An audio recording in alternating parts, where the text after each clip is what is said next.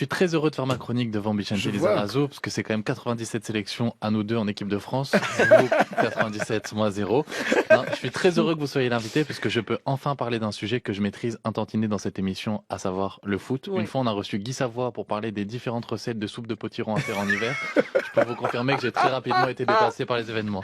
Je crois qu'il a même très vite compris que la cuisine, c'était pas mon domaine de prédilection. Quand je lui ai demandé si on pouvait faire des appels en profondeur avec des aubergines, il a paniqué. Non, moi j'aime vraiment beaucoup trop le foot. C'est même devenu un problème au quotidien, je vous avoue, parce que je sens que c'est en train d'abîmer mes relations sociales. Parfois j'ai des amis qui me proposent d'aller au restaurant, je leur réponds je peux pas, ce soir il y a Metz-Clermont. Et le pire c'est que je suis ni pour Metz ni pour Clermont.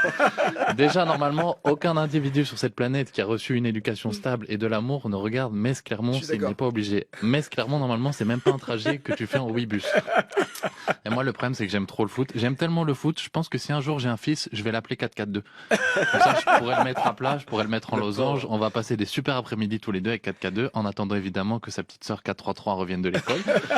Vous pouvez d'ailleurs constater par vous-même, j'aime beaucoup le foot, puisque j'ai mis mon maillot de l'équipe de France aujourd'hui. Déjà, quand tu mets un maillot de foot alors que tu vas pas au foot, c'est que tu as un léger problème avec le sujet. Ils ont fait un gros coq, en plus, sur celui de cette année. Par contre, tellement gros, on n'est pas à l'abri qu'il se lève pendant l'émission, qu'il aille se promener dans les couloirs.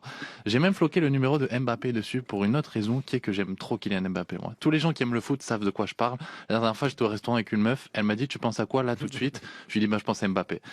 Comment tu veux que je pense à autre chose dans un monde dans lequel Mbappé existe? Puis elle m'a dit, c'est quoi le plus important pour toi dans un couple? Je lui ai dit, le plus important pour nous ce soir, c'était de prendre les 3 points.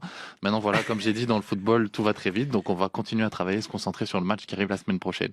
Je fais même tout ce que Mbappé me dit de faire maintenant. Une fois dans une interview, il a dit, moi, tu me parles pas d'âge. Et maintenant, je parle plus d'âge. Voilà, quand on me demande quel âge j'ai, je réponds désormais, j'écoute Mbappé, je parle plus d'âge. Figurez-vous que j'ai même la chance de faire régulièrement des matchs de foot caritatifs avec son papa, Wilfried Mbappé. Je vous le dis très honnêtement, à la fin de chaque match, j'espère qu'il va m'adopter. Après chaque coup de sifflet final, j'espère du fond du cœur qu'ils viennent me voir, qu'ils me disent, allez Paul, on rentre à la maison, tes deux frères Ethan et Kylian t'attendent, et que je lui réponde, merci papa. Non, je fais beaucoup de matchs de foot caritatifs en ce moment, moi. Je fais même plus de matchs de foot caritatifs que de films dans ma carrière jusqu'à présent. J'ai un agent de cinéma, mais je crois que là, il est plus proche de me faire faire des essais à la Juventus que des essais avec Quentin Dupieux. C'est très souvent des matchs de foot caritatifs en faveur des enfants malades auxquels je participe d'ailleurs, sauf que parfois, après, je re-regarde les matchs en replay, on dirait que c'est moi l'enfant malade en question.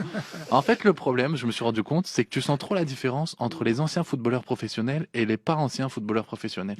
Une fois, j'ai joué contre Eden Hazard, tout le monde voit qui c'est. Ouais. À un moment sur le terrain, il m'a fait un dribble. Diable rouge. Ouais, et je crois qu'il m'a fait perdre ma virginité une deuxième fois. Et j'espère que vous rigolez parce que vous avez l'image et pas parce que vous êtes surpris que je l'ai déjà perdu une première fois.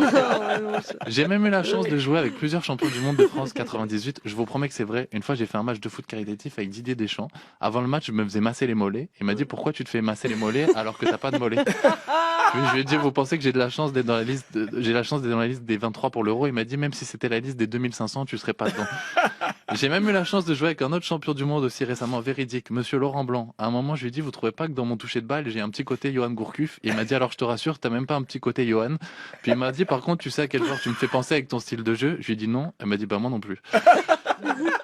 Non, moi, je vous avoue que j'aurais rêvé d'être footballeur professionnel. J'ai eu 28 ans récemment, là. Au fond de moi, il y a toujours une petite voix qui me dit, moi, tu me parles pas d'âge. Du coup, je profite pour passer l'information parce que j'ai vu que France Inter était la radio la plus écoutée de France. Si un petit club qui veut me recruter, n'hésitez pas. Mais non. Ouais, je suis pas difficile en plus. Je cherche pas forcément un gros club comme le Real Madrid ou Manchester City.